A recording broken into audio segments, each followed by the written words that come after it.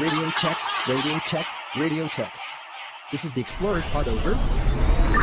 4, 3, 2, 1. I don't know. What do you want me to say? Yeah, man, great. We're so stoked to have you on the show. How you been? How you feeling? And you getting pretty excited to get back into the Kumba? Very excited. Yeah.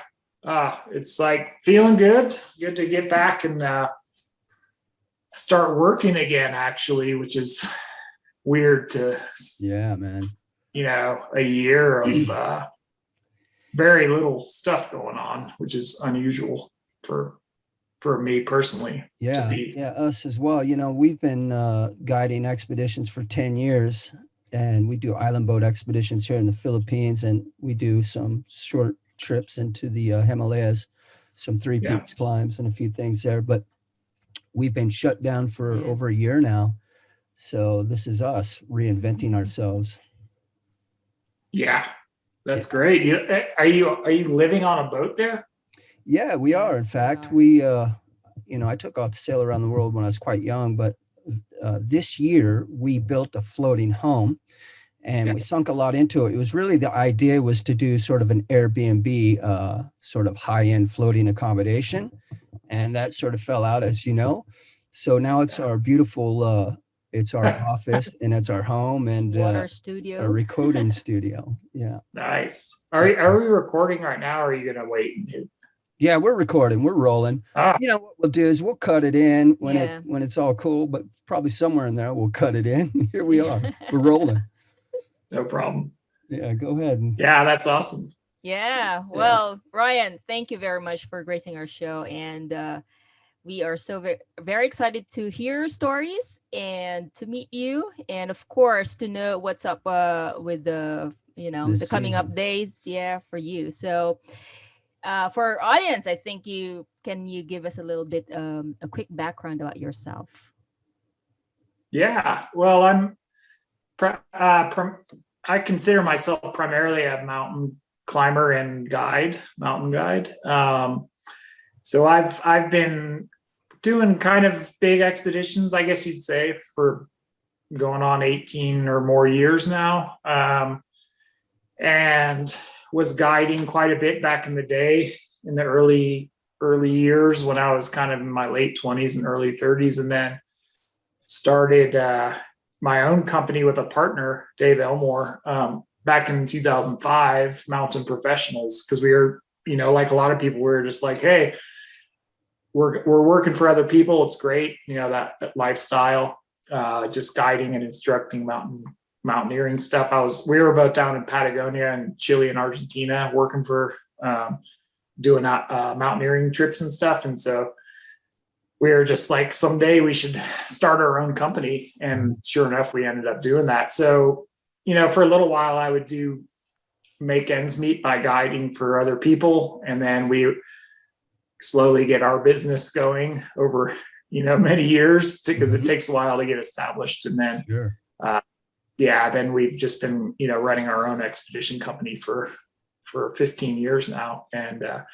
And so I've done, mostly my focus has been Himalayan climbing, not just like guiding, but also my own trips with partners and stuff. And so I got pretty into the 8,000 meter world and climbed a bunch of those. And then later on in my career, I got into polar ski trips. And so I've been doing quite a lot of that I'd say the past like 5-6 years, or actually a little longer than that, 10 years, kind of Antarctica, North Pole trips, stuff like that. So I'm kind of all over the place and I've done some sailing myself. And that's one of my kind of overall goals someday, is to get another boat and try to do some long trips on the water again, because I think it's one of the best lifestyles, not for everyone doing the kind of living on a boat thing, but I think it translates a lot to expedition mentality in a lot of ways. Just being able to live with not much stuff and go adventure and see places and end up in little towns you never would have known were there unless you kind of just rock up in a sailboat or something, and then you get to see a lot of cool places you never would in the normal travels. So yeah, I'm just kind of adventuring and guiding a lot and making the yearly rounds around the world. This year has been a little different, not much travel at all, but we're kind of getting back into it now with the spring, heading back to Nepal. So looking forward to it. Yeah, that's cool. Yeah, pretty stoked that you're back to work. And in regards to sailing, I took off to sail around the world when I was 26 years old. Nice. And yeah, it was one of the best things. I'm so stoked I did it, and I'm glad I took off quite young. But I was full on into climbing, and I really wanted to sail around the world. And anyway, somehow I made that happen. I took off young, and I decided to pull the engine out of my boat to make it a bit more challenging. I read the wrong books maybe, but yeah, we've been on boats now for half my life, for about 25 years. So one of the great adventures, you can rock up into a place, you can go climb a mountain, and you can afford to live there. It's a great way to do it. And it's always an expedition to the next place, from one place to the other. You sort of prepare like you're preparing for an expedition, you're off again. It's great. So, I see. And I've always noticed a lot of like similarities with like a polar ski trip too, where you're using a lot of the same skill set. The navigation is the same. You're following compass bearings. You're planning your route, and you're using a lot of similar food and management techniques. And so in a lot of ways, those two things have a lot of similarities that I find pretty interesting. Even if you're just doing like a 5-day crossing between some islands or something, it's like a little mini expedition that you're launching up. Yeah. So it's really cool. Yeah. So we can help you out in that area if you want some expertise. We'll be your consultants. That sounds good. Okay. So yeah, let's get stuck into Everest a little bit. Let's talk about this season. So you're off to Nepal, you're back to Everest. What's the setup this year? Tell us about your team, and what's the difference this season? Yeah, well, we have a good team of 7 climbers on our Mountain Professionals trip, and so it's a mixture of Americans and Europeans, and thankfully the Europeans are able to get out of Europe and travel, I guess, one way for the time being. And the difference this year is there's a lot of, I wouldn't say uncertainty, but just, we're a little trepidations, just hoping that everything goes okay with regards to the obvious problems in the world, the COVID issues and stuff.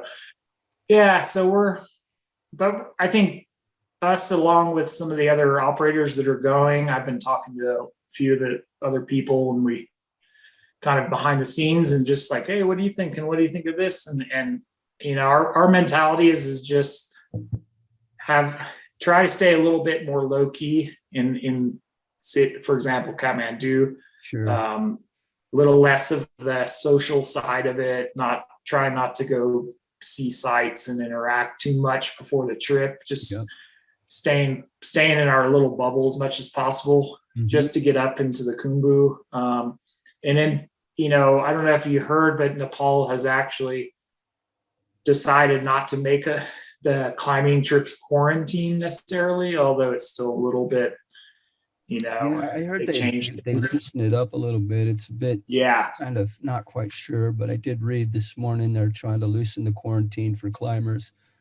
Yeah. But I guess so I don't know. I mean, there's kind of two schools of thought in a lot of ways. I was talking to some other guides, and they're like, we're actually glad there's a quarantine, because then in theory, all the people you're up there mixing with, at least from a foreigners standpoint, have all been through the same hoops and tests and quarantine time. And then in theory, take that final test before flying up.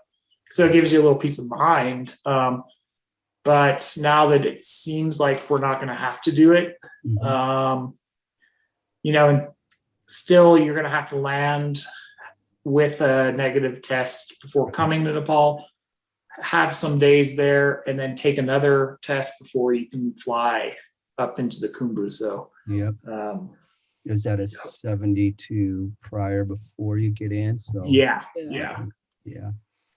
So, yeah, I think it'll be much the same as Everest expeditions, hopefully, from a standpoint of all the other normal things that we kind of do with groups. But my guess is it'll be a little less interactive between teams at base camp, maybe people staying a little bit more in their kind of in their in their own base camp, think their bubble. And I guess what I've been thinking a lot with our group is let's try not to have too much interaction with any trekking groups as well that are coming, which you tend to try to do anyway, because you also run the risk of just catching colds and Sure. things from and that's outside. Here's at the base camp every year anyway, right? Yeah. The mountain Yeah. is very the percentage and the room for recovery if you get sick, Yeah. it The gets season. yeah. It's going to be tough because even on a normal Everest expedition year, I mean, it's not uncommon for pretty much everyone on a group to some point catch a little sickness of some sort, whether it's a little, So it's going to be tough just to be like, okay, what do we do in this scenario? Do we, kind of isolate people? Do we? Yeah, you know how every year somebody's got the Khumbu cough, you know what I the mean? Khumbu. So you're gonna go, is that COVID? Yeah, exactly. No, it's gonna be tricky. Just like you do here. I mean, I when I have friends here in Boulder, as soon as someone says like, hey, let's get together, like just close friends for a barbecue or something, but then as soon as someone doesn't feel good, we all go, hey, you know what? Maybe it's not a good idea, just because everyone doesn't know these days. So strange times. So, Ryan, you're flying out to Nepal. What's your schedule and any particular worries right now? So I'm going. I usually go west through Thailand, typically, but because Thai Airways is kind of not really working at the moment, and there's a lot less good flights into Kathmandu than in a normal year. Right. Most people are going on Qatar through Doha. Okay. Or like Emirates or Turkish Air, and so I'm going Chicago to Doha to Kathmandu, and ironically, I have like 3 of my clients on the flight with me over to Doha. And then 2 Norwegians that are also on our team are getting on in Doha. So we're just like 5 of us flying into Kathmandu on the same flight. Cool. Okay, that's cool. Yeah. So you have a pre-climb session in the plane. Yeah. Well, in a normal already there. Excellent. You can sort of talking and cover some issues. Yeah. Well, a good thing is like in one of the difference with my company, we tend to have, because it's not we're a big on scale, like we do a lot of trips all over the world, just as any of the kind of larger guide services do, but it's a little more of a smaller, maybe boutique style where we actually know a lot of the people. I mean, all the people on this expedition, we know from past climbs, and they've done 5 trips with us, or this may be the 7th trip. So I actually know all the clients on the trip very well. Yeah, that makes it real comfortable. Yeah. Makes for a good trip. Yeah. Hey, so I saw you on Alan Arnett's interview the other day, and I was saw him ask you a question about the Nepalese Department of Tourism. You know how they set new rules on visitors. He didn't allow you answer the question, but so I'm going to ask it. So you know how they're saying they may not, you're allowed to take photographs and videos, but you're prohibited from sharing them without permission from the department. My thought is like, how are you going to manage this, and how will you brief your team? How are you going to go about this? It's tricky for sure. Yeah. I mean, there's, for someone that's been to Nepal a lot, the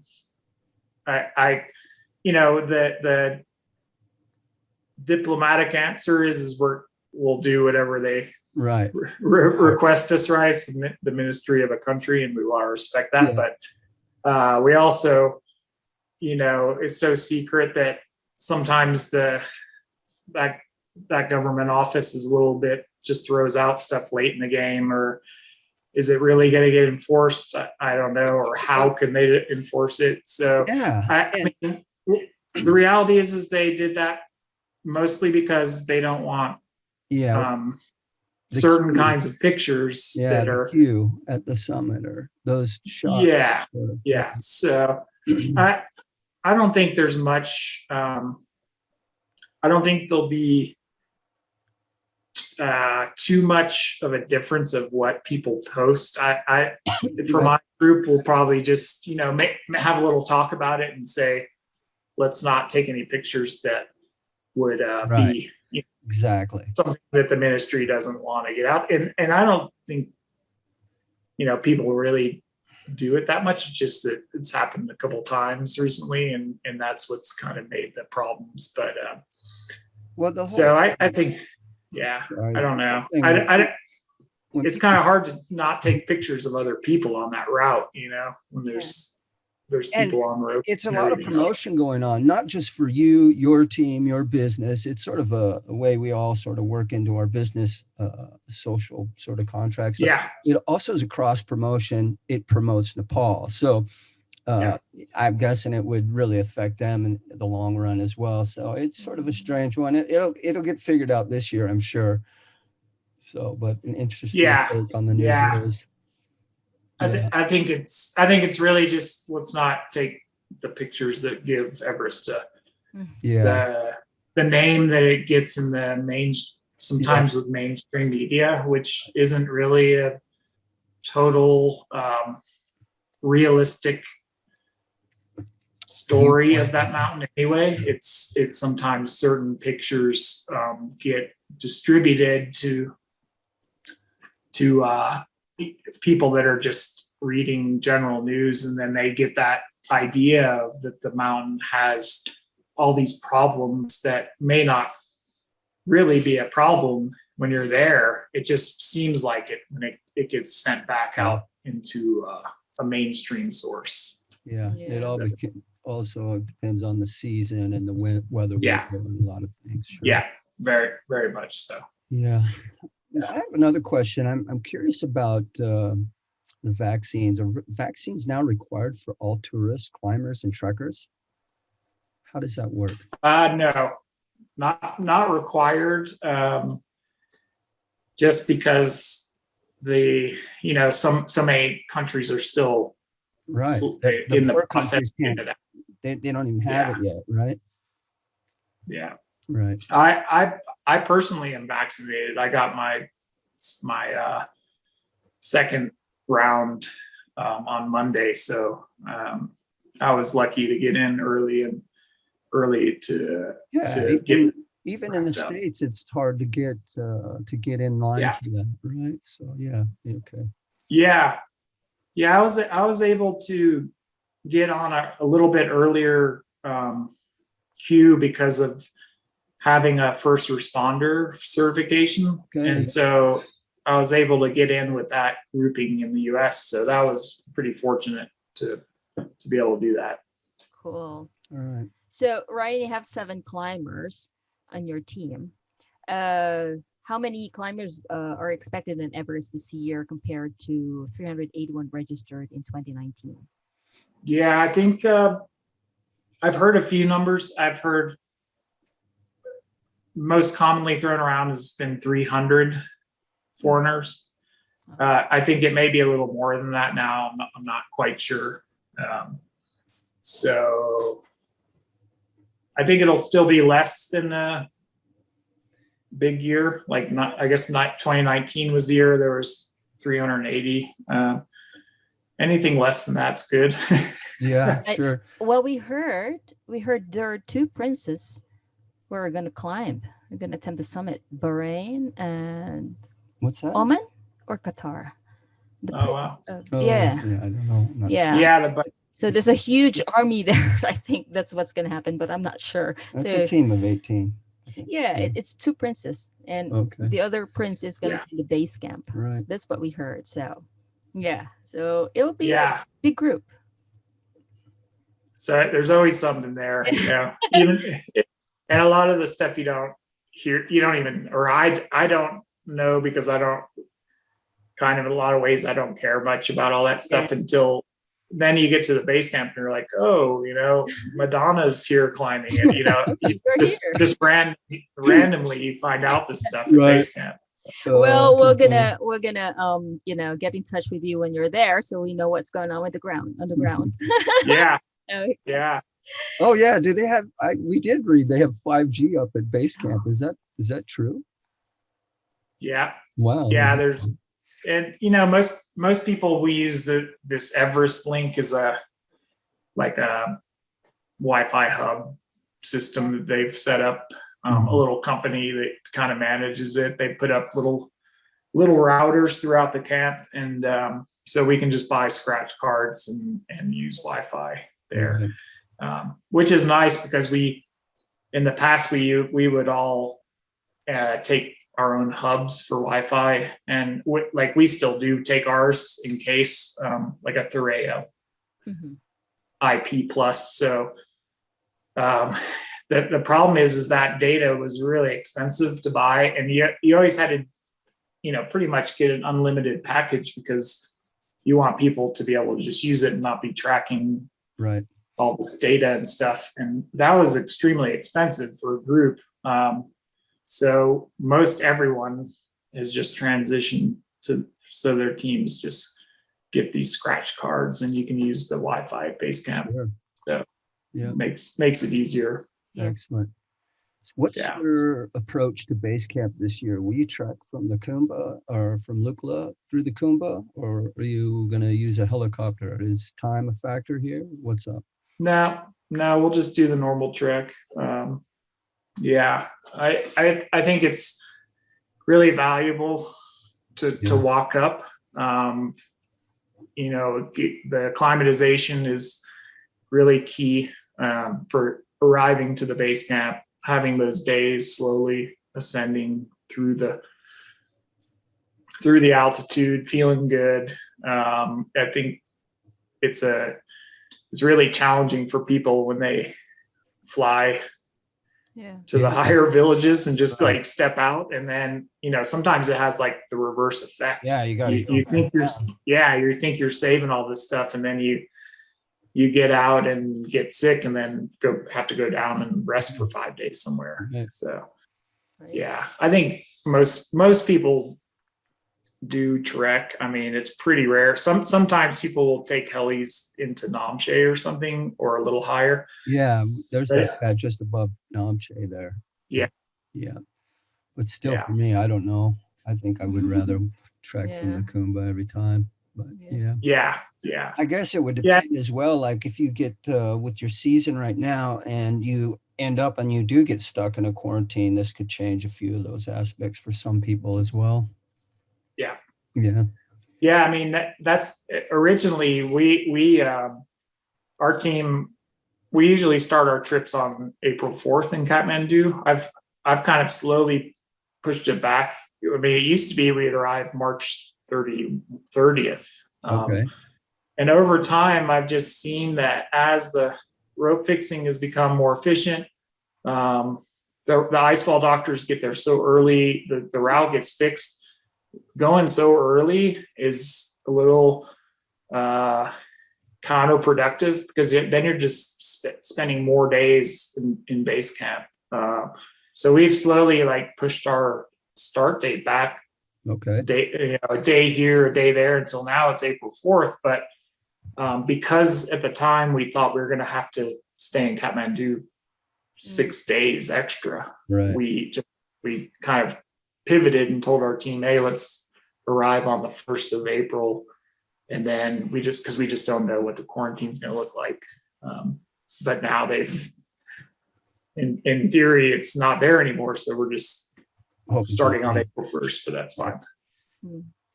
Yeah, you were saying that they've got good Wi-Fi up there now. I'm sure you guys have a bit of a campaign. How do people follow your trip this year on Everest?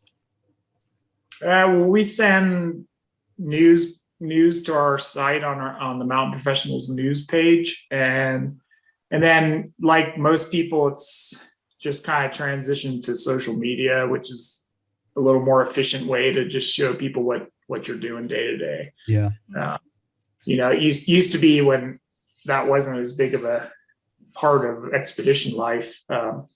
You may write like a news blog once every week or 2 weeks and just say, hey, we did all this stuff. It was great. And here's like one picture.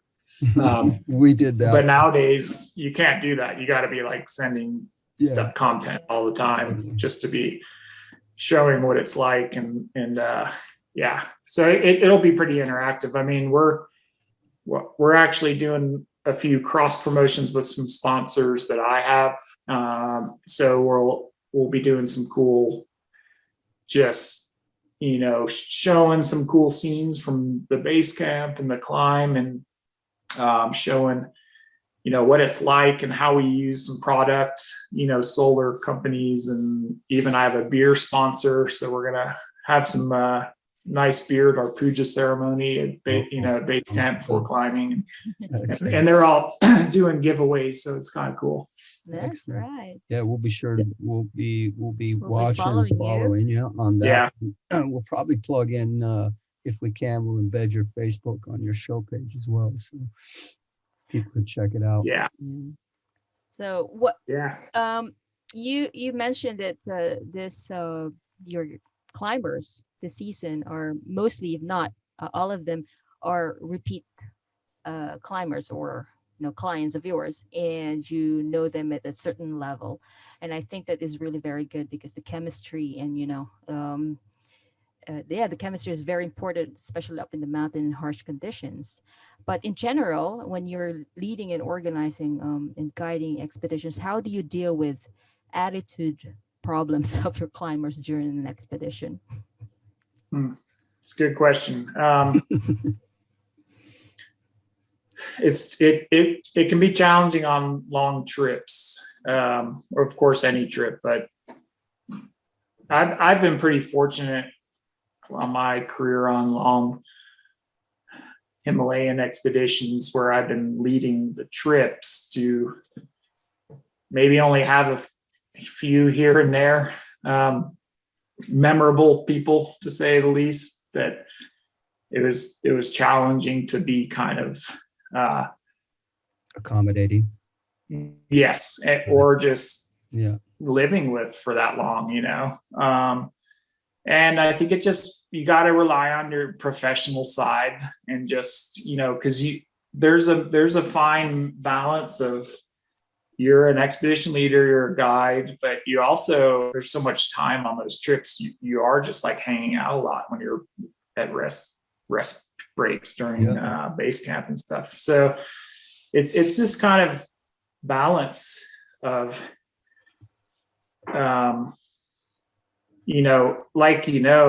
guides wear many hats. You're part-time guide, you're part-time psychologist, you're part-time shoulder to cry on, you're part-time, all these things. And so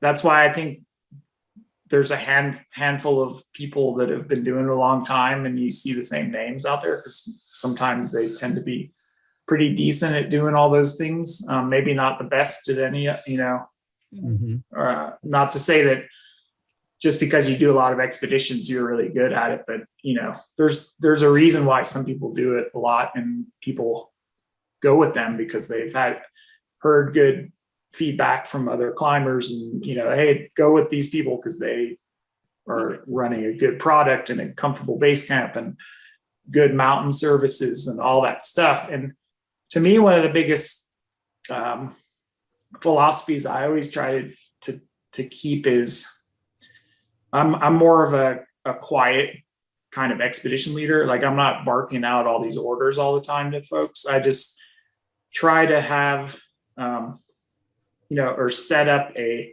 feeling on the team where it's a lot of good two-way communication. Like, we want to hear how people are doing and what they're thinking and if they have any concerns or stuff, but somehow get to that place where they just kind of respect your decision-making without having to like talk about it much. They kind of just look to you and hopefully they know that you're making the best decision based on all the factors at hand, and you're judging it by all the experience and all the years and all the time that you've spent in those mountains.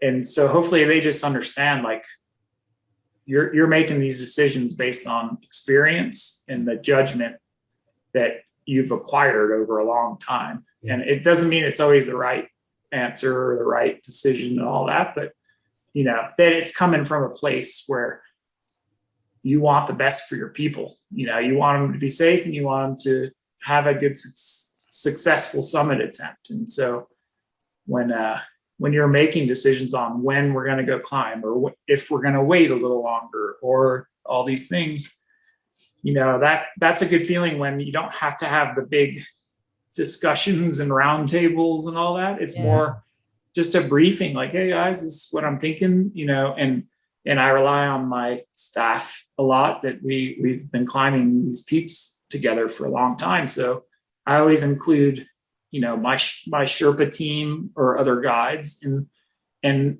not that it's just me saying the final word. I always bring Tashi Sherpa is my Sirdar. He's also an IFMGA mountain guide. So we're with the people all the time on the mountain in the rotations. And so it's good to bring in other voices and, hey, what do you think? And I like to actually kind of have the, a back and forth with people right in front of the client, the guests, like, what do you think, Tashi? You agree? And we'll even talk about stuff so that the people kind of feel like they're involved in hearing what we're thinking. Sure. Yeah. Yeah. Very challenging. Yeah.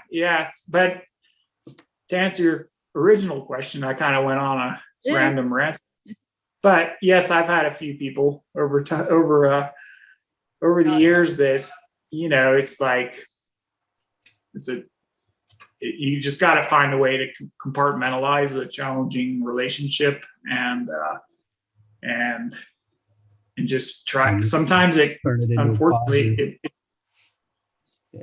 it makes you be more like business-like to those kind of people, So, which sort of takes out a bit of the glory passion sometimes when you have to go. But it's rare, we find in the mountains, but it does happen.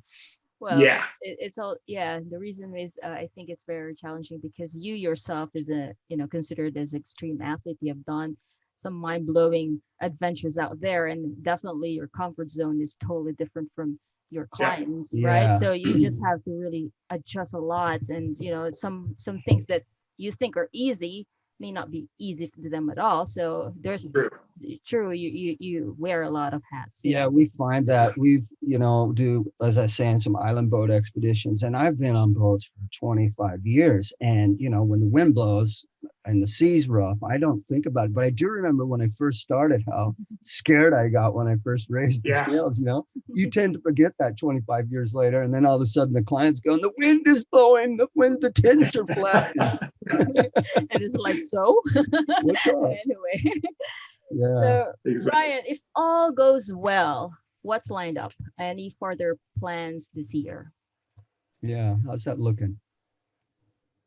I think hopefully it's though 2020 maybe temper my predictions for when things will be happening. I learned the hard way of maybe wishful thinking early in the 2020 year, where we're as a company that's based in tourism, we were always kind of like, well, this will be over by Mhm. June, and we'll be able to go to this mountain. And then that would just kind of fall like a domino. And then we kept doing that all year until finally, we kind of just like, okay, we're essentially going to close down shop for a little while on international things and just maybe focus on some domestic programs that are more realistic. But so for this year, I mean,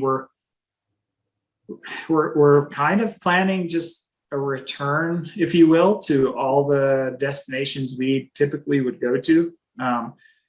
The exception, there's two exceptions right now, which is, and actually, I don't know if you all have heard anything that I haven't about Indonesia, but Indonesia and Russia are the two countries that are still closed Mhm. when it comes to 7 summits, which is a large part of our business. Well, So we'll see. We're still closed here in the Philippines. Yeah. So we can't. Well, if we leave, we can't come back in. Right. So, and getting out of here is difficult as well. But yeah. Go Yeah. ahead, sorry. No, but from a business standpoint, we're hopefully going to Elbrus in Russia if Right. something miraculous happens and they can open Russia in the summer. But if not, we'll be at Kilimanjaro for a couple trips. Yeah. We have a lot of domestic stuff here in the U.S. in the Cascades, and then I hope we could do a Karsten's Pyramid trip in Papua in the autumn, but we'll see how that shakes out. But and then ironically, we're already talking about Antarctica for next winter, and we're doing logistics right now for the trips in December because there's a lot of pent up demand for going down to the kind of Mount Vinson programs and South Pole ski trips and stuff like that. So we're already in the thick of it with reserving our places on flights and stuff like that. So, and in Nepal next autumn, we're going to try to have an Amida Blam trip in the autumn as well. Excellent.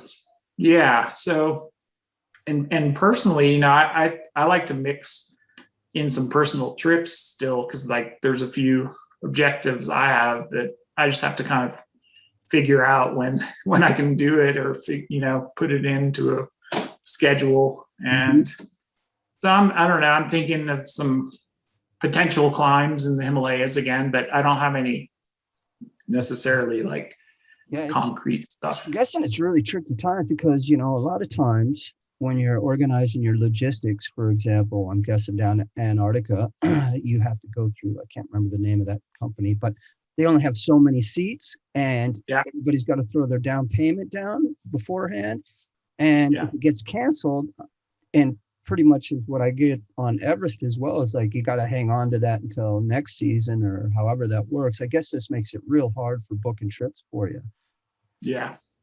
It was a and those two places were the most the hardest pill to swallow from the last year, because basically the world kind of shut down 3 weeks or something before our Everest trip in 2020. And we had already sent all of our overhead costs over to Nepal. So that money has been tied up for over a year now. And obviously there's going to be some money lost through that. Yeah, for sure. Yeah.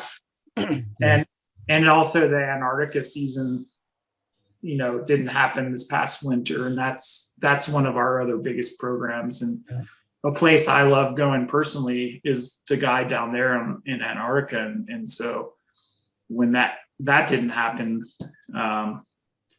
it's hard from a business standpoint, also just, a lot of other reasons. But now that Antarctica not having a year happen, and like you said, there's only so many seats on the flights down for these various programs, and their ALE is the company, they're not expanding to accommodate more trips this upcoming season. So the demand is kind of ballooning up right now. Right.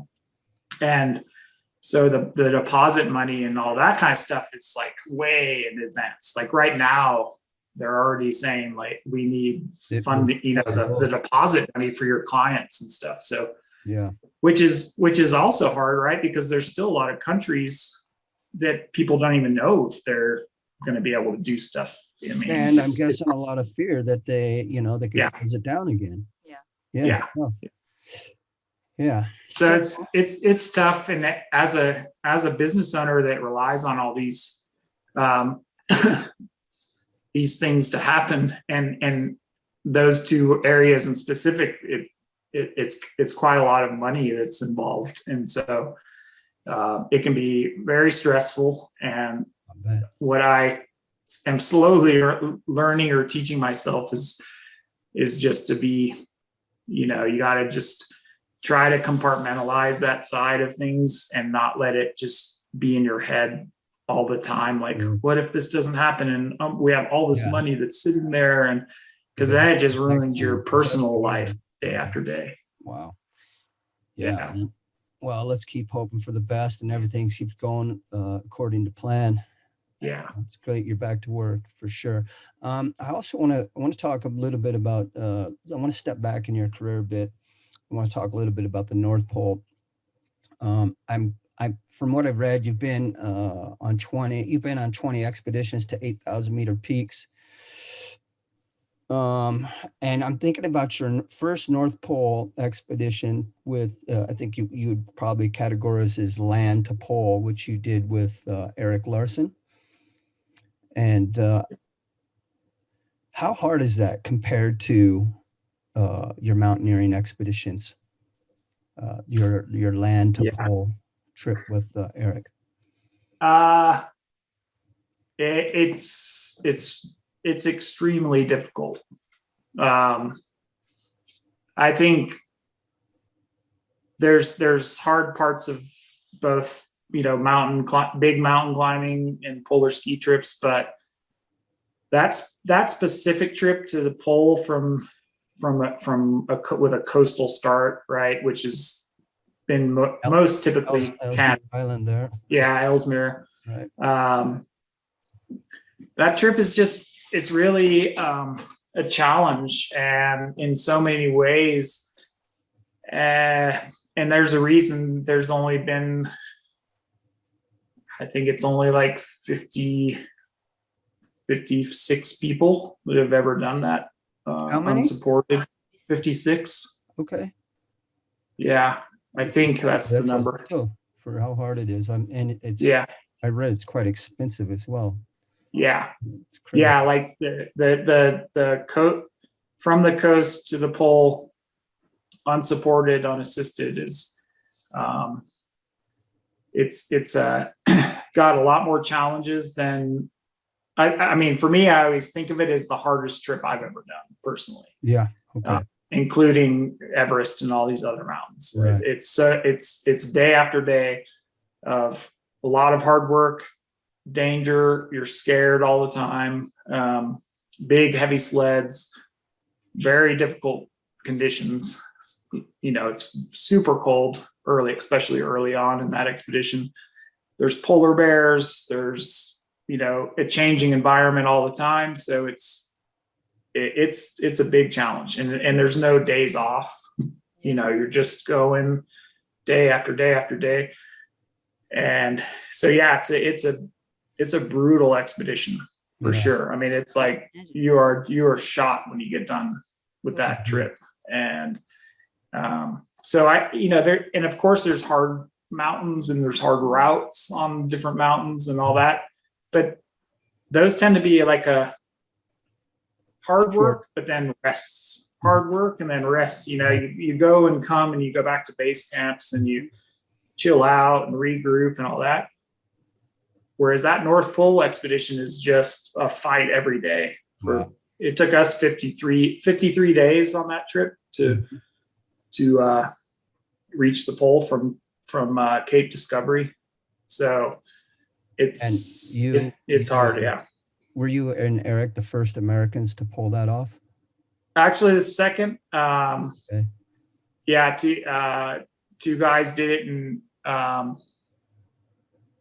gosh, I think, I don't want to say it wrong. I think it was 11 or 12. May have been earlier. May have been. I feel bad that I can't remember right offhand. 2011, right after your Yeah, Antarctica cross. yeah. Year after that. Houston and Fish.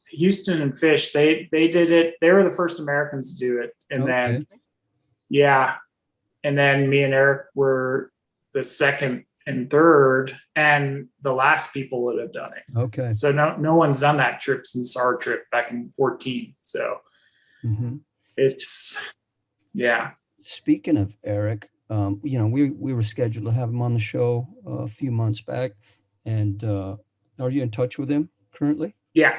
Okay. Yeah. So he sort of informed us about his situation, but next time you see him, tell him some, you know, a lot of support from our family with everything. Yeah, for sure. Yeah. Yeah. It's a tough time right now, Totally. but he'll be a strong guy. Yeah. Just We'll pull another through. battle. Wouldn't want to be on that. Yeah. Well, Yeah. Ryan, you did Antarctica as an unassisted and unsupported crossing. How does the South Pole and this North Pole compare?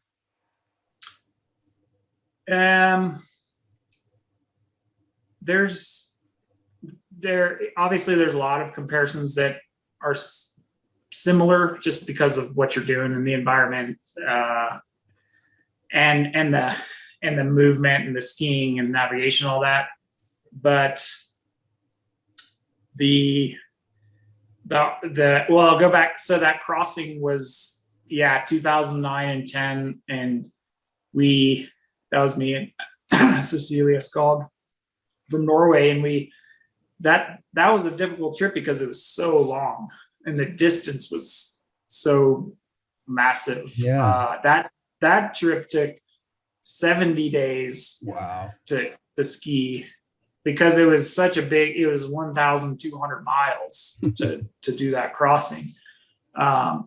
So that the challenges for that expedition were a little bit more based on just the daily grind of how long it was, the mental side of skiing so long every day. And, you know, you just got to find this mental space to be like Every day. keeping your mental state kind of busy, and then you go in your ups and downs and all that. As compared to the North Pole trip, which was a shorter time frame, right? 53 days and only basically 500 nautical miles. Mm-hmm. But the North Pole is way harder. Yeah, when you get it immediately in the miles, you can hear it, right? Wow. Yeah. The day-to-day is much more difficult. But that being said, that trip we did was very hard too, because, you know, starting off, we had 75 days of supplies with us. So doing it unsupported means you got all that in the sled at the start. So we had 320-pound sleds that we had a long way to go. And so how did the food supply hold out in the end? Where were you? How was that? it was good actually on that. Okay. Yeah, we had it pretty dialed. I mean, we had 75 days of stuff with us, and we finished in 70. Oh. So we were fine, you know, and the likelihood of not getting picked up at the end was a little bit less than Arctic Ocean, because you just don't get like major super long storms where maybe they can't fly out. I mean, we could have had to wait a little while, but not like up on the Arctic Ocean, where when me and Eric finished that North Pole trip, we were luckily got to 90 degrees, and we happened to be on a really big, nice pan of ice that was big enough for a twin otter to land on. Right. And so that pan of ice is drifting once you stop. And so, you know, by the time the plane picked us up, I can't remember, but 6 miles away from the North Pole. But in that scenario, we were way low on food. And the guys from Ken Bork, the flight company, were basically had already taken off to fly up to alert before we even knew it, because they could see a storm coming. Okay. Yep. And if we weren't going to get out on the day we actually did, You were stuck. they said we could have been stuck there for a week. Wow. And we only had like 2 dinners between us left.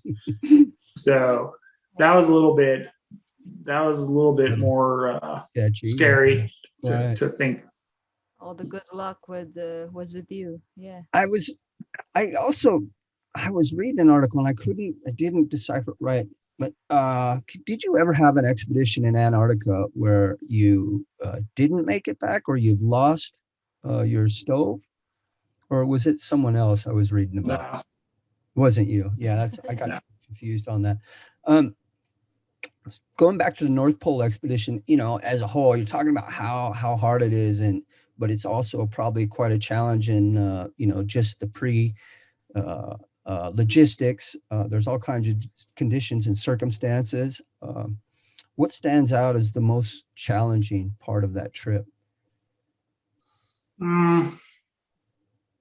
Yeah, it's a great question, but it's fun. In my own head, you relate to the fact that all aspects of that trip are difficult, from a standpoint of, unless you are made of money, it's hard to get the money for it starting off. Yeah. It's hard to pack for it. It's hard to get the logistics right, to get all the sleds up to, where you stay before your expedition. It's hard to get lucky with the weather to get flown out to the start.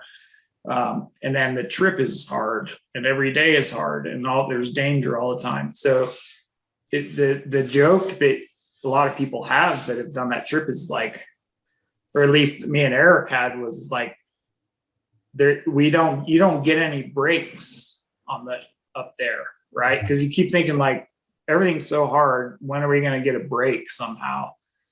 And it just never really comes. Yeah. It's just always hard. Mm-hmm. And so that to me is the most challenging part, is like it starts to beat you down after day 40 something, and you still don't know that you're going to make it. That may be one of the to your question, the most challenging things is when we were on day 50, we still didn't know if we were going to get to the pole. Wow.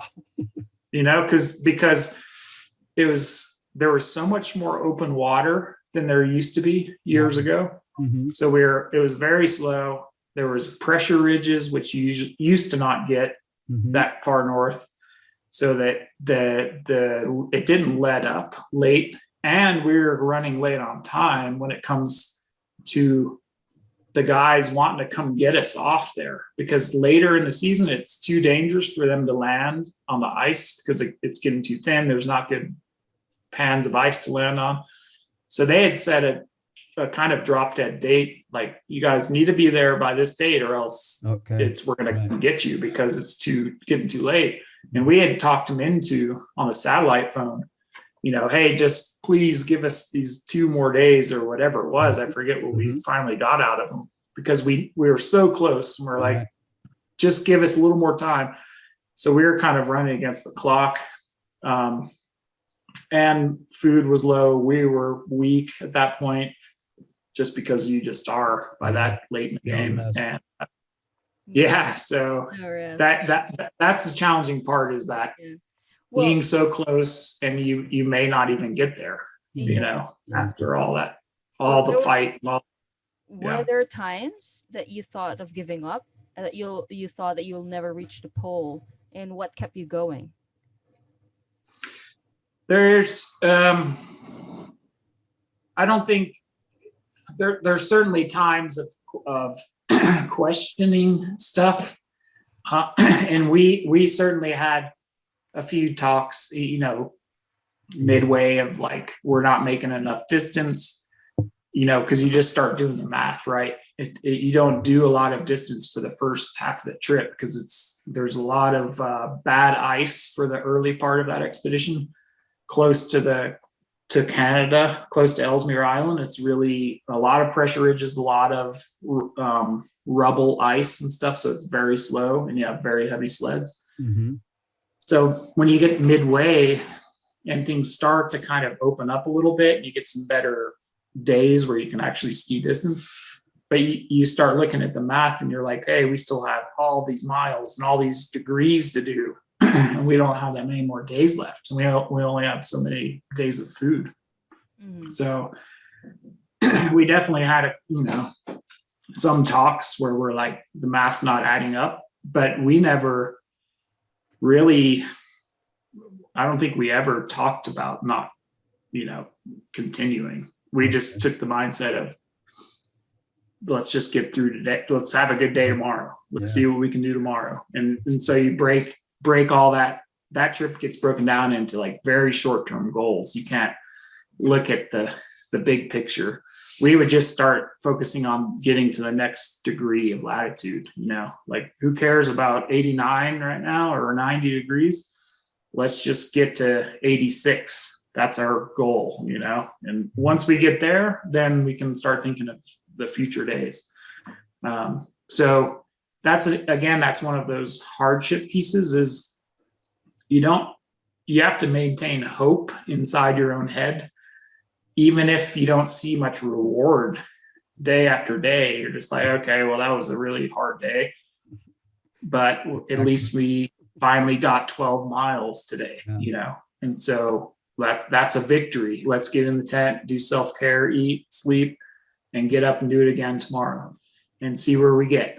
And then slowly but surely, you just keep like chipping off little pieces of that block, and it adds up. And then you get lucky some days and get like good ice where you can cover a lot of distance.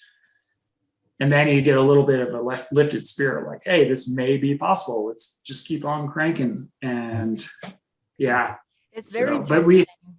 It's very interesting because that mentality, like one step at a time, one day at a time, it really takes you and brings you so farther out there, right? Like works in every scenario. Yeah. So when I remember when I was I was nearing the summit from the north side, it was just like that, like one step at a time. So like you can see the summits, like another corner, there's no summit. Okay, just one step at a time. At the end, it's like, okay, I'm here, but it was like the longest one step at a time of your life. And it's also the same in everyday life that you encounter, you just take it one day at a time. Like this whole year. Exactly. Right?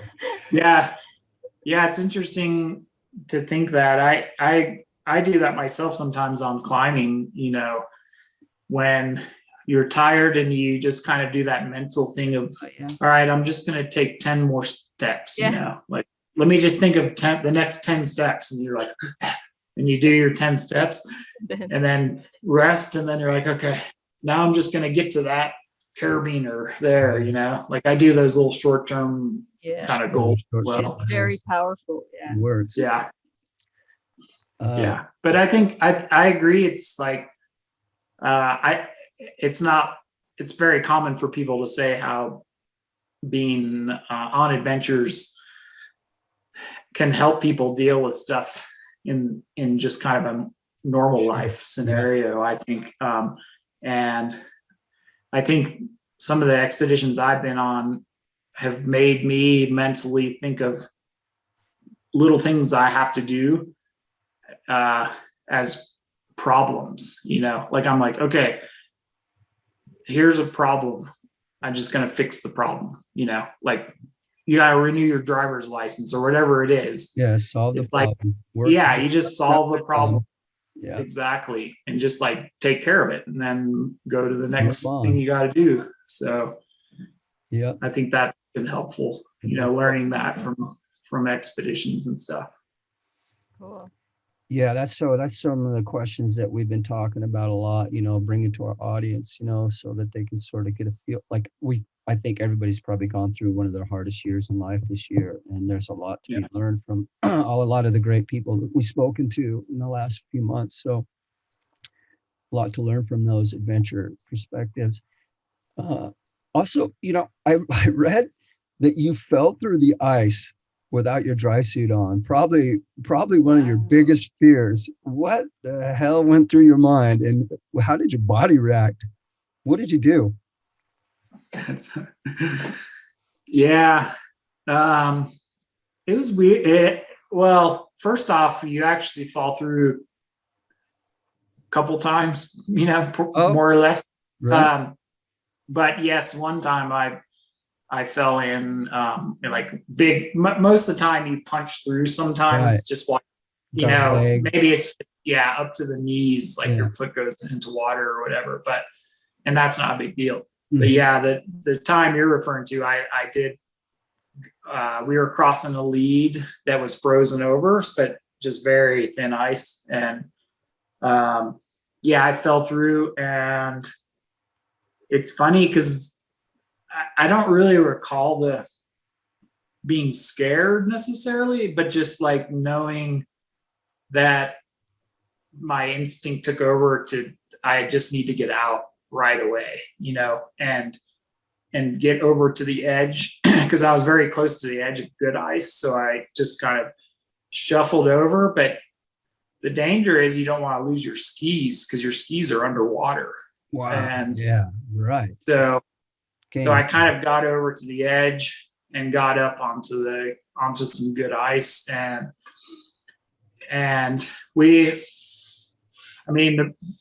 again, it's like all this stuff is thought out ahead of time because that's a very common thing to happen. People fall through on North Pole trips. So what do? Well, we have a stuff sack in the sled that's like your emergency layer grab bag that has spare base layers, wool, long underwear and stuff. Because the main thing is you got to get out of that cloak, those base layers before they freeze. So I just finally got up, and I really wasn't thinking of it too much. I was like probably shocked a little bit, but not so scared. It was more like just, okay, now you got to take care of the problem. Now you're wet and it's 30 minus out. Crazy. So take off all the outer clothing that we ski in and change. I just stripped down and change into new long underwear. And then we talked about it, how we're doing, okay, just kind of processed it a little bit, and even said, well, it's only like 1:00. Let's just keep skiing. So I put on my outerwear again, which was like frozen stiff. And then we just like kept skiing the rest of it. Right. So it's wet, it freezes up, and you're just going to move through it. That probably helped lay out the outer gear a bit, I'm guessing. Yeah. Heat it up and get it moving again. Yeah. Oh, wow. Yeah. So after that, there's so much experience, and we really wanted to know. So with that horrifying experience, what about your polar bear experience and when you went to Pole Expedition with Eric? How was that? Yeah, that was scary as well. Yeah, I bet. Yes. So, commonly when the most common way you see polar bears anywhere in the Arctic is they circle in, they'll slowly circle into something they're investigating. And so typically if you're like a polar skier, you'll see sometimes videos of people like, yeah, we can see this one, and it keeps coming in closer and closer. And so you have time to be like, okay, if it's keep coming in closer, let's kind of, get the gun. And you have like this planning thing happening as it's evolving. But on that particular day, not to go too much into it, but some North Pole expedition people, the way most people have done it is actually take 2 sleds each at the start. Oh. And because there's so much weight on those, just your supplies for each person, what people often do is ski forward with one sled, unclip, come back, get the other one, ski the second one forward. And you do that for several weeks until Right. you Loosen get up, that tighten the load. amount of stuff down, and then you just transition into your one big sled from there all the way. What me and Eric decided to do before the trip is let's not do the 2 sled version. Let's just each have our own sled, but just one big one each and everything in it. And so what we did is for the hard parts early on was we both would clip into one sled and ski it forward and go back and get the other sled and then bring it up. So that day, which was pretty early on, I think it was only like maybe a week or so, 10 days into the trip, we were pulling one of the sleds forward and we just stopped when we were, certain distance away because you don't want to go too far away from the other one just in case like it gets lost in bad weather or something. And we just unclipped and turned around to go get the other sled, and in our tracks was 2 bears walking right at us. Wow. Just I think 20 feet or so away from us. And so the instant reaction was throw your mittens off and start screwing on the pencil flares that we keep in our zippers of the pant legs. Okay. Because that's the first line of defense of you're trying to scare the bears away. And so scare a polar bear. yeah. And so we were, there was a few expletives we were yelling out loud. Sure. And trying to screw these flares on as it was a mother and like a teenage bear with the mother. And they were just walking at us and, sniffing us and walking at us. And we're like, what's that? I always remember I cross threaded my pencil flare. I was like, perfect timing to like cross thread something. No.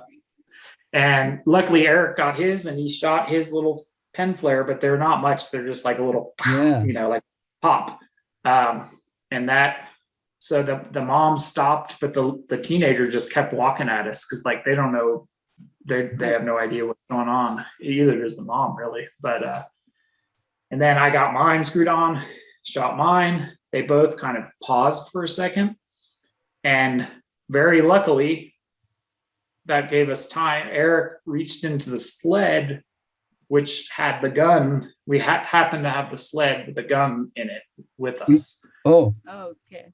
Because if we would have had the other sled, then that probably would have been a grim ending right there because we would have had no way to do anything. So bear line.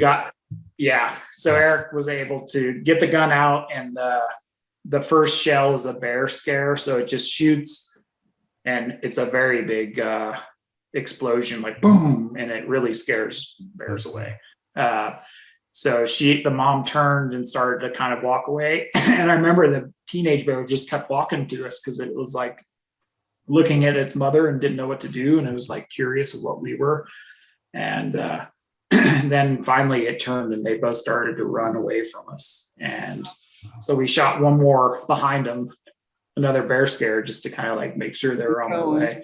Keep going. And wow. Yeah. That was really close call. Yeah, it was scary. I mean, because afterwards we were like just shaking and like, oh my God, talking and oh my God. And you're only a week into it. Like, yeah. How many more? Call the helicopter. We're going home. More. and their footprints were literally like 10 feet is when they turned from us.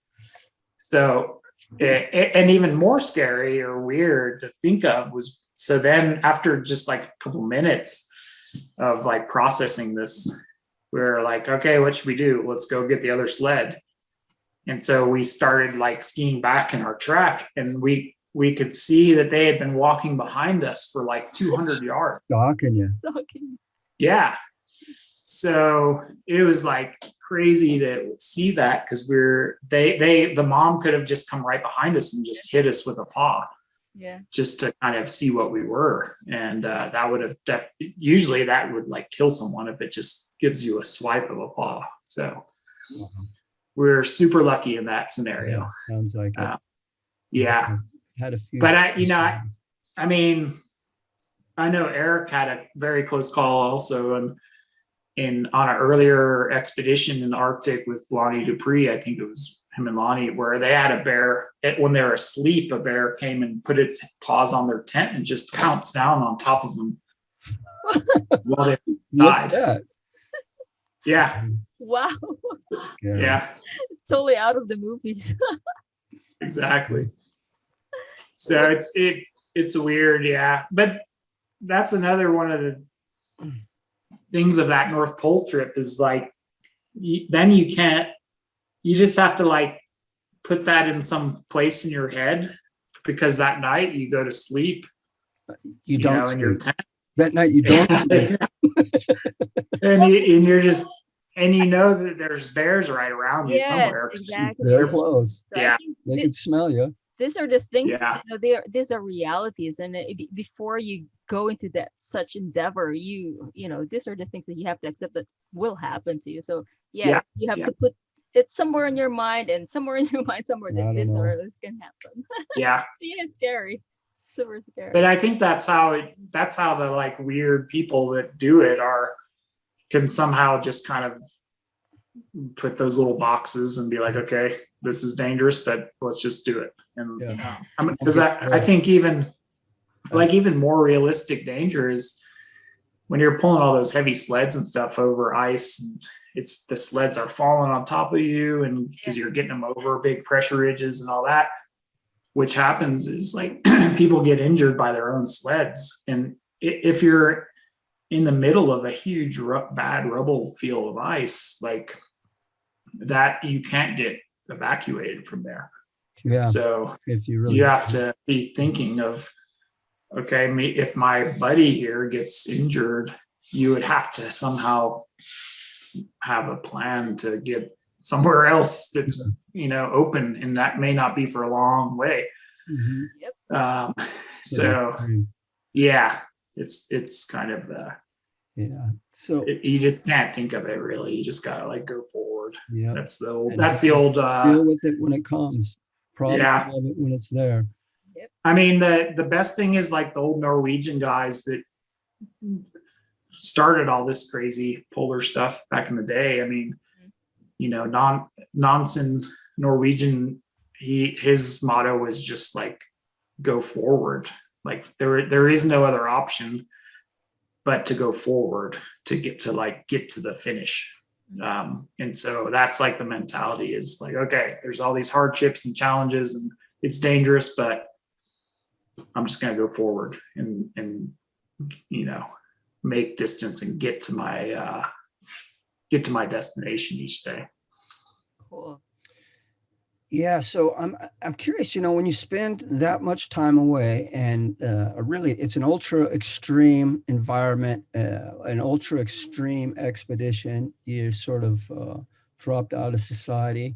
How difficult is it to go back home and sort of get into the groove? Do you have a culture shock, so to speak? I think so. I mean, even from some of your trips, but also, what I related a lot to is sailing. I don't know if you've ever experienced that when you have been on a boat for a long time and not around other people. Mhm. And sometimes when you get to a marina or something, you kind of don't want to leave the boat. You're just like so used to your little place, Yeah. your little stuff. And so I think in a lot of ways, and even people that go on Everest expeditions or whatever it is for a long time, where you're like so singularly focused on a goal that when it's over, sometimes it's hard for people to kind of adapt back into a normal lifestyle because you're like, okay, now everything's easy. I can just turn on this faucet and there's all this food in the supermarket, and you kind of have lost that. You walk Yeah. into the Safeway and the lights are humming, everything sounds good, Yeah. everything smells. Yeah, I remember especially when I first started doing some really big passages, 30 days. And, it's not so profound when you land in like the Marquesas and it's jungle and it's quite wild. But if you landfall in a city and all of a sudden the cars are like going super fast, the grocery stores are bzzz, everything's humming. It's freaky, totally freaky experience. Yeah. Yeah. It's like the sensory overload in a way. Yeah, exactly. Yeah. the funny thing I've noticed over my career is I can relate that back to when I first started as an instructor in outdoor education, in North Carolina. And I would instruct like a 7-day backpacking course. And then going into the town, I can remember having that feeling like, whoa, this is crazy to be in a Walmart. It's like sensory overload.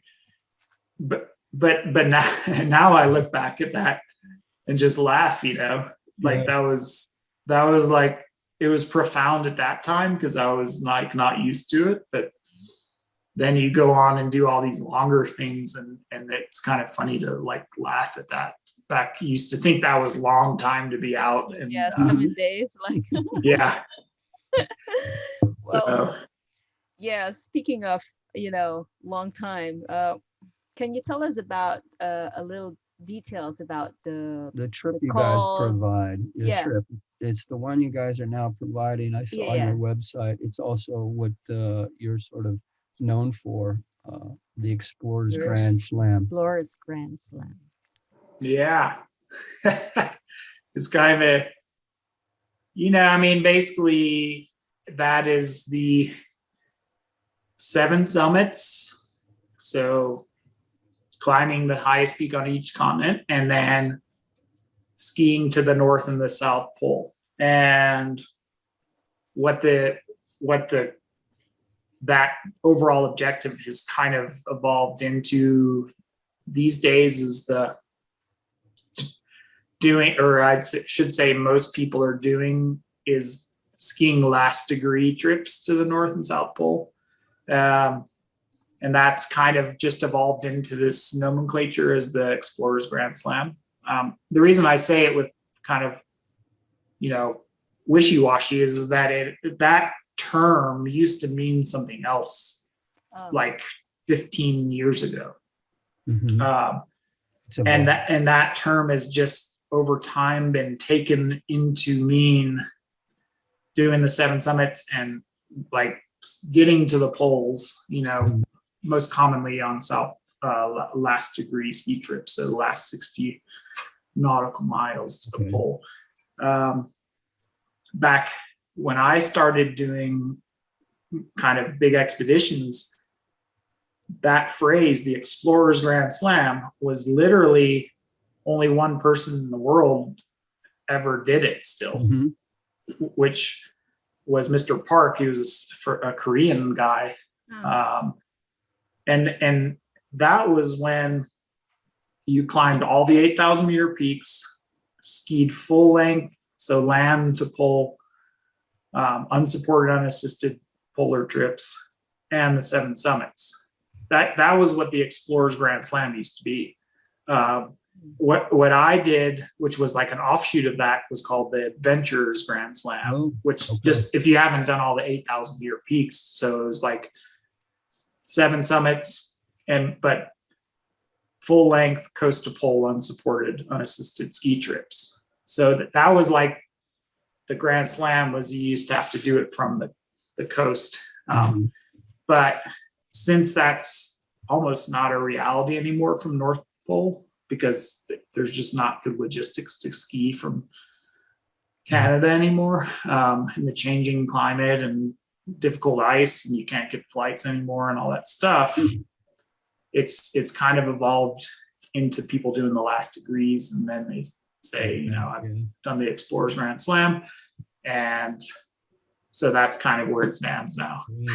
And so we've seen a lot of, I think it's great because a lot of 7 summit people that have gone down that road of doing those 7 peaks, they, over the past, I'd say 5-6 years, it's become more and more interesting, or a option, or whatever you want to say, to where more of those kind of people are interested in doing those last degree ski trips, which is great. I think it's super cool. And it's good for, people like myself who we're running up these trips to the ski into the poles, because it's another awesome expedition to do. And And what I've seen is a lot of people that even did 7 summits 10 years ago, they're still driven people. They love being on trips. They want that challenge again, you know, something to train for, look forward to.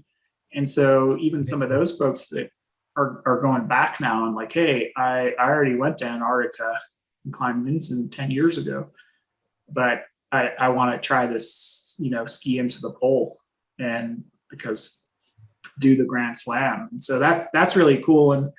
And for someone like myself, it's great because there's not so many guides out there in the world that are both polar guides and mountain guides. Mhm. You tend to be one or the other. It just seems to be the way it is. But I'm doing both of those. And so for someone like myself, it's great for me that people want to do those Grand Slam type trips, because if they come in our system, then they can work with me on a personal level and even on the trips in a lot of cases And yeah, to be that constant guide of like, yeah, you remember when we were climbing Everest, that this is how we were doing it, but on pole, it's going to be like this, you know? yeah, it's a constant. So that's a big advantage. Yeah. Totally. Great. Yeah.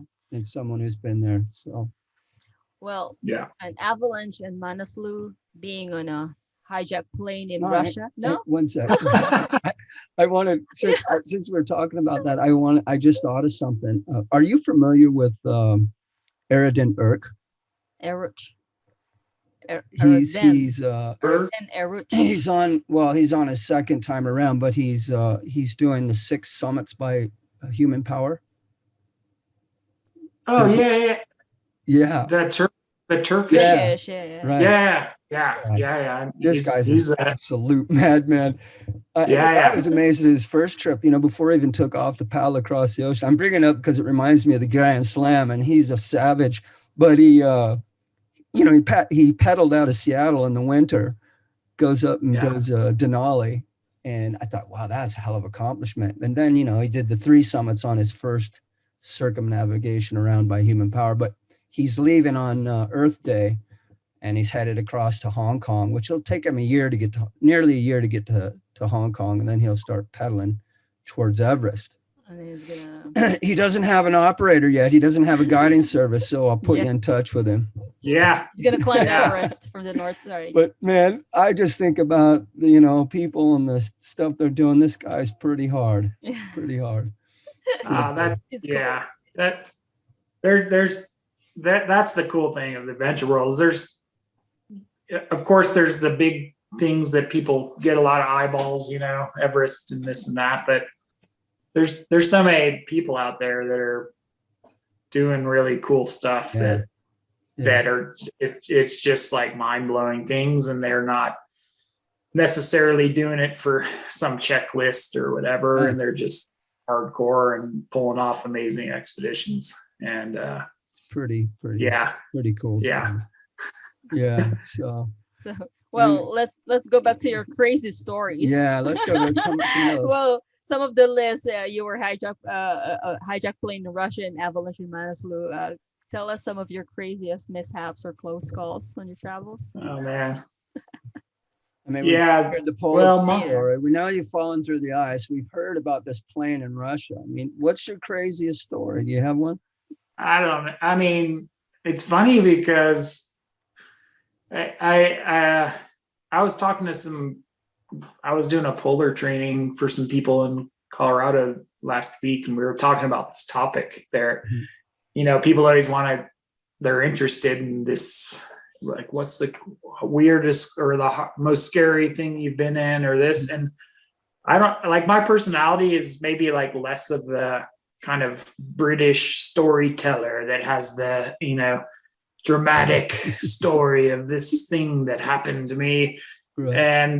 And I don't know if that's a bad trait for myself, you know, because sometimes it's good to be like that when you're an adventurer. And, but I've had so many weird close calls and things over the years that it's funny because I, number one, don't think about them that much. And number two, I forget about them, honestly. And so I'm actually writing a book right now that's Good. almost done. It's due to the publisher in July 1st, so I'm Right. getting very close to finishing. But that's been a very, very cool process, right? Of reliving all the stuff that you're asking about. Like I start thinking of that time in Tibet or Pakistan or something. I'm like, oh my God, I gotta, that's a To story. write about. Yeah, to tell. And so when people ask me like, what's your book about? It's based on that kind of, because I was the first American to do that True Adventures Grand Slam, doing land pole trips, unsupported, unassisted, and 7 summits.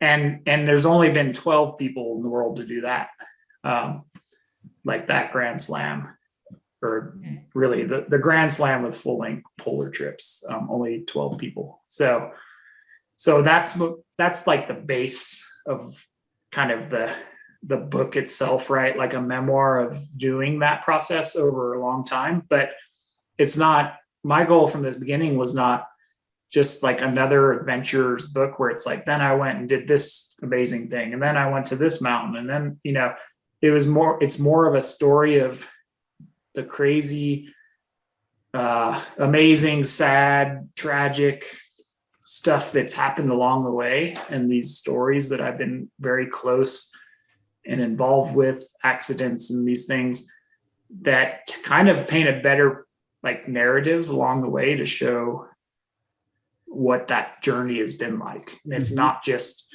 then I got to the top of this peak and here's a summit picture. So writing that, I've thought a lot about, avalanches have been, unfortunately, played a big part of life for me over 10, 20 years.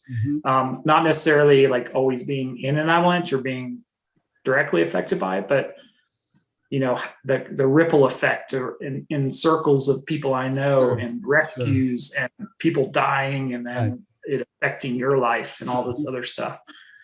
And so Eric Larson, actually, he always calls me the luckiest unlucky guy he knows. Yeah, that's because the article I read. Yeah, because I've somehow been around a lot of these big accidents and tragedies, but just been either there and like helped out on a rescue, been on the periphery, or didn't go on a trip last minute because of something that happened. And then, so it's like, I mean, it's crazy to think, but I don't know it. Yeah. And even stuff like the Everest earthquake in 15, that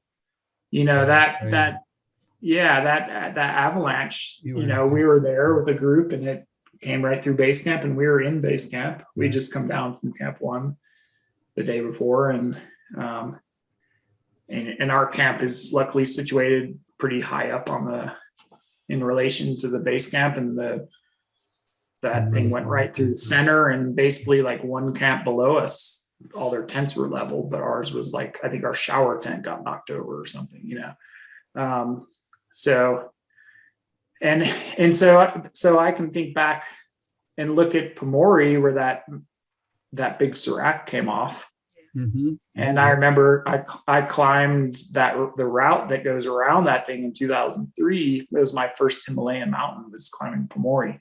And so it's like all these little tie-ins of things. And it's been quite a journey with close calls and all kinds of crazy stories. And I mean, even the K2 2008 big tragedy, when the serac collapsed in the bottleneck, and that I was supposed to be there. I was on a permit for that year. I had gone in 2006, but we turned around just below the Camp 4. It was just like a bad weather season, a bunch of reasons we turned, but I was supposed to be there again in 8. I was on a permit. I got a cold injury on my big toe in the spring, and it was starting to turn some funny colors. And I was like, well, I guess that means I'm not going to K2. And sure enough, then all the people I would have been with.